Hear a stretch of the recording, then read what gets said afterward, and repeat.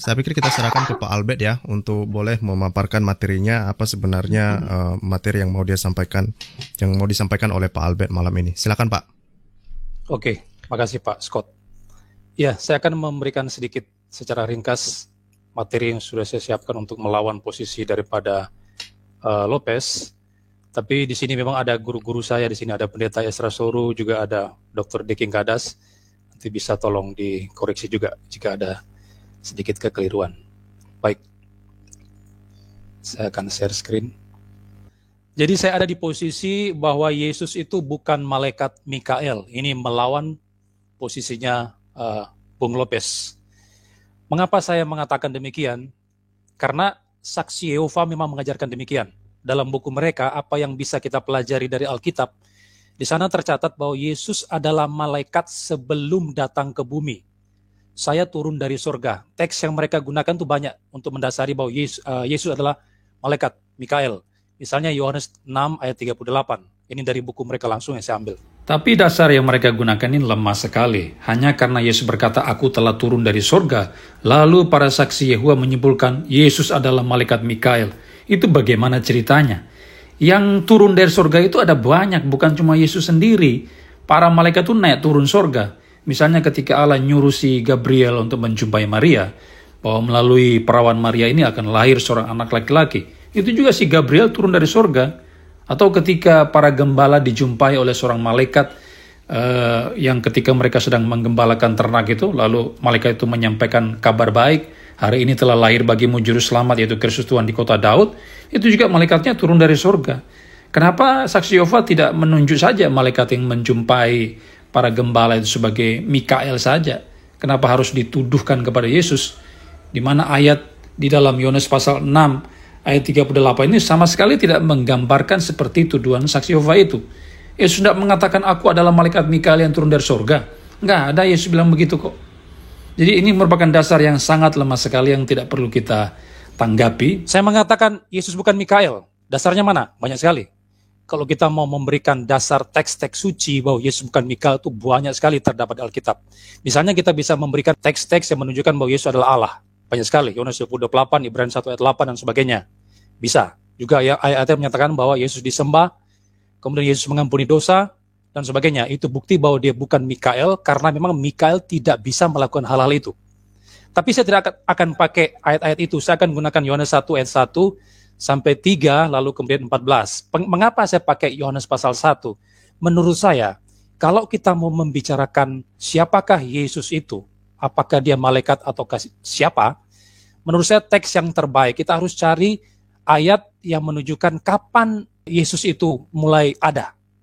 Dan menurut saya teks yang terbaik adalah Yohanes pasal 1 ayat 1 sampai 3 lalu 14. Kemudian ayat yang kedua yang saya pakai adalah Matius 20 ayatnya yang ke-28. Pertama, kita lihat dulu Yohanes 1 ayat 1 sampai 3 lalu 14. Ada perbedaan terjemahan antara terjemahan baru Lai dengan TDB miliknya Saksi Yehova, Alkitabnya Saksi Yehova. Kalau di Lai mengatakan pada mulanya adalah firman, firman itu bersama dengan Allah dan firman itu adalah Allah. Ia pada mulanya bersama-sama dengan Allah, segala sesuatu dijadikan oleh dia, dan tanpa dia tidak ada sesuatu pun yang telah jadi dari segala yang telah dijadikan. Firman itu telah menjadi manusia dan diam di antara kita, dan kita telah melihat kemuliaannya, yaitu kemuliaan yang diberikan kepadanya sebagai anak tunggal Bapa, penuh kasih karunia dan kebenaran. Tapi terjemahan dunia baru yang Saksi Yehova berbeda. Mereka mengatakan pada mulanya firman itu ada, firman itu bersama Allah, dan firman itu adalah suatu Allah. Jadi kalau lain mengatakan firman itu adalah Allah, mereka mengatakan firman itu adalah suatu Allah. Walaupun di ayat 3, di ayat 2, mereka mengatakan dia itu sudah bersama Allah sejak semula. Tapi yang bersama dengan Allah sejak semula ini siapa? Ya suatu Allah itu. Berbeda dengan lain. Lalu di ayat ketiga, baik saksi Yehova maupun Kristen sama-sama percaya bahwa firman yang dibicarakan dalam teks ini sama-sama mencipta segala sesuatu. Sama-sama percaya. Lalu di ayat 14, baik Kristen maupun saksi Yehova sama-sama percaya bahwa firman itu yang menjadi manusia. Tetapi dalam penjelasan detailnya, saksi Yehova itu berbeda dengan Kristen. Sekarang kita masuk pada frasa yang pertama. Pada mulanya adalah firman. Memang orang-orang biasanya langsung lompat ke frasa yang ketiga di ayat pertama, firman itu adalah Allah. Biasanya argumentasi saksi Yehova, dia mengatakan bahwa kata Allah di bagian yang terakhir ini tidak punya artikel, dan karena itu dia bukan Allah, maka Sang Firman itu bukan Allah. Tapi ini adalah argumentasi yang sudah basi, yang sudah sering kali dibahas di dalam perdebatan antara saksi Yehova dan Kristen, dan saya tidak akan masuk di situ. Saya akan masuk kepada frasa yang pertama saja, yaitu pada mulanya adalah firman, en arche en hologos. Maksudnya apa? Sang Firman atau Logos itu ternyata sudah mempunyai sebuah permulaan. Menurut saksi Yehova begitu. Bagi saksi Yehova, ayat ini berkata bahwa ini buktinya bahwa Firman itu atau Logos itu mempunyai permulaan. Ada satu titik tertentu di mana Firman itu mulai ada. Dasarnya apa? Ini pada mulanya, dikatakan pada mulanya, berarti dia berpermulaan. Nah, untuk menjawab hal ini kita harus cari tahu dulu kapan sebetulnya waktu itu ada. Menurut saya ini penting. Waktu itu kapan sebetulnya ada? Memang ada beberapa pendapat di sana. Misalnya ada orang yang mengatakan bahwa kekekalan itu adalah sebagai waktu atau rangkaian momen tanpa permulaan atau akhir. Namun kalau kita melihat di Alkitab, sebetulnya ada petunjuk bahwa waktu itu sendiri adalah sebuah realitas yang diciptakan. Sebuah realitas yang dimulai ketika Allah menciptakan alam semesta. Sebetulnya waktu itu nanti ada ketika penciptaan itu dimulai. Dasarnya apa? Misalnya dalam Ibrani 1 ayat 2, dikatakan begini, maka pada zaman akhir ini ia telah berbicara kepada kita dengan perantaraan anaknya yang telah ia tetapkan sebagai yang berhak menerima segala yang ada. Lalu ada kalimat yang saya garis bawah ini. Oleh dia, Allah telah menjadikan alam semesta. Saya baca di sebuah buku, secara harfiah untuk teks Yunani daripada Ibrani 1 ayat 2 ini sebetulnya berbunyi demikian. Olehnya Allah telah membuat masa. Lalu dasar yang kedua adalah Ibrani 11 ayat 3. Karena iman kita mengerti bahwa alam semesta telah dijadikan oleh firman Allah. Sehingga apa yang kita lihat telah terjadi dari apa yang tidak dapat kita lihat. Secara harfiah kalimat Yunaninya itu berbunyi seperti ini. Dengan iman kita mengerti bahwa masa dibentuk dengan perintah Allah. Jadi sebetulnya pengertian pembacaan teks secara harfiah sebetulnya seperti itu. Jadi masa itu mulai dibentuk dengan perintah Allah.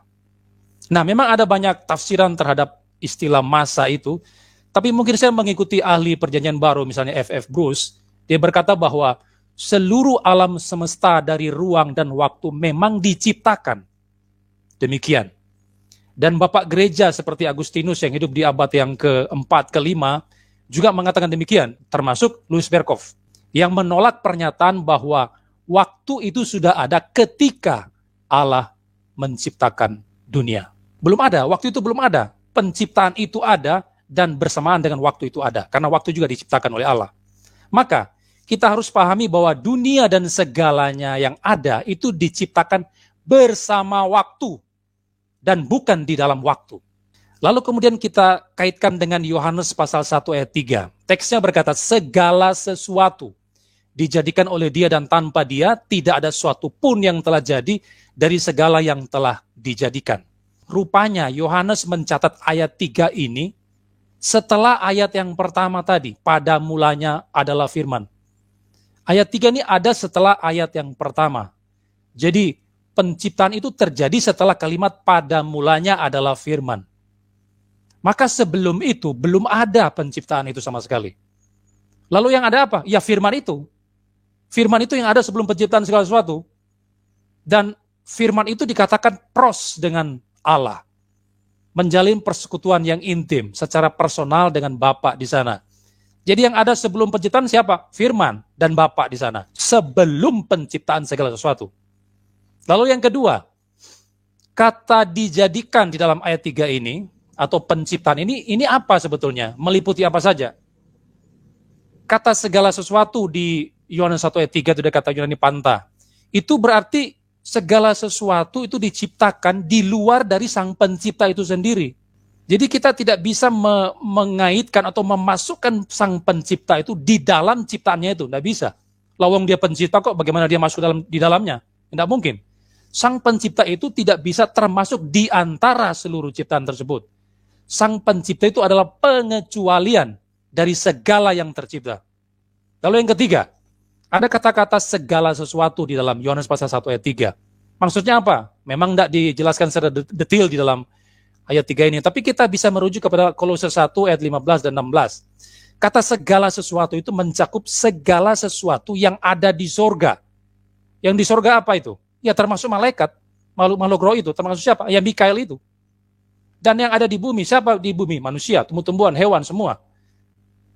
Yang kelihatan dan yang tidak kelihatan, baik singgasana maupun kerajaan, baik pemerintah. Nah, ya jadi itu semua yang diciptakan, segala sesuatu. Jadi mencakup segala hal, malaikat, termasuk malaikat yang jatuh, si iblis itu, dan segala sesuatu, baik yang di surga maupun yang di bumi.